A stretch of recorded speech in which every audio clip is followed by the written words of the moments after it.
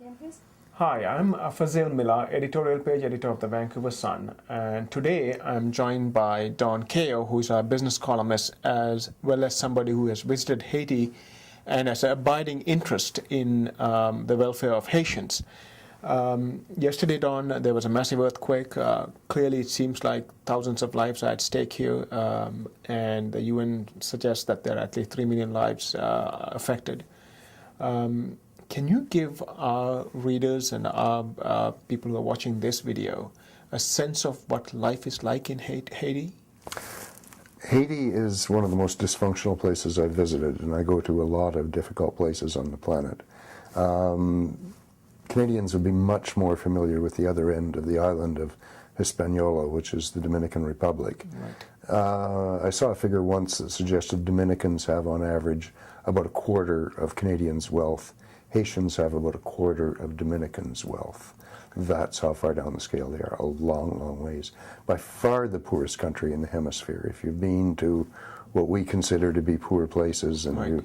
you think you've seen how poor people live, no, I'm sorry, you haven't. It's a very profoundly poor, very dysfunctional country. So the capacity for them to kind of help each other out, or in terms of whether it's just purely in terms of health, homes right now and food, they just don't have the capacity. They don't have the capacity. I mean, there's no sort of industrial capacity there. A few years ago when I was there, I drove across the island and they were doing road work. People were breaking up crushed rock with a hammer and chisel. So there's no, there's no big equipment which you might need in an earthquake. There's no municipal infrastructure which can be, provide backups if you've lost right. The basic services. In fact, a lot of times pre-earthquake there wouldn't be the basic services.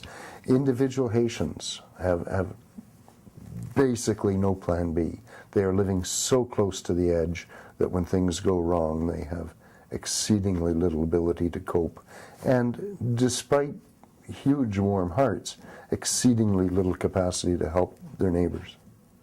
What, like Canadians have been there for a long time now. I mean, whether it's RCMP officers, the Canadian military, a lot of NGOs are out there helping Haitians. I mean, we have been doing that for several years now, decades in fact. What's their capacity? I mean, has there been any progress at all in the last few years? I haven't been to Haiti for a few years. I've been there several times, but I think the last time was almost 8 years ago. I believe there has been some progress since then. It would be limited. I saw some progress, actually, the last time I visited, like a modicum, and I mean a very modest amount of traffic enforcement, which was completely unheard of in Port-au-Prince previously. So I think there probably is some small improvements in terms of the capacity of government to do something, however trivial.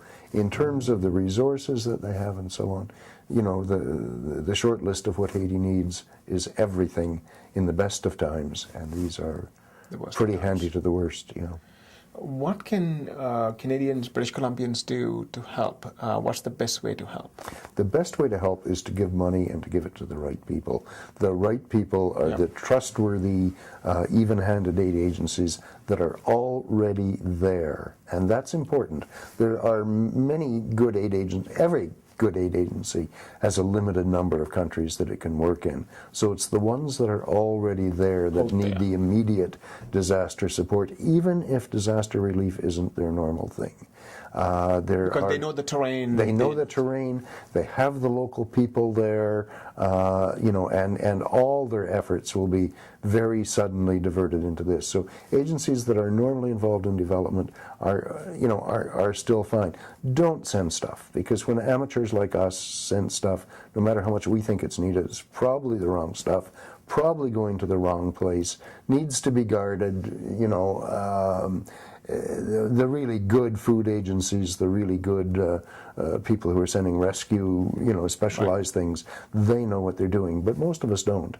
So they need money, they need it right now. Don't put a check in the mail, call up and give them your credit card number. But who are the agencies? Who are your top? There are lots. I mean, there are agencies like the Red Cross that sort of specialize in disaster relief. There's some very good Catholic agencies. The Catholic Church has a long 50-year or more track record in Haiti. A lot of evangelical churches are becoming much more active and much more useful. The Mennonites are always in the places they are, and they are in Haiti a very good bet. They're very solid agencies. There's agencies like Médecins Sans Frontières, Doctors Without Borders, Right. Plan Canada, the foster parents plan. They do a lot of good at times like this, and they're there. They have some people, they have some of the resources, and they will be the ones who know what needs doing, who know where they can buy food locally, for example, Right. that sort of stuff. Okay. Right. So you've heard what the conditions are like in Haiti, and if you do need to donate, Don has given you a list of people who can potentially help in Haiti. Thank you very much, Don. Thank you.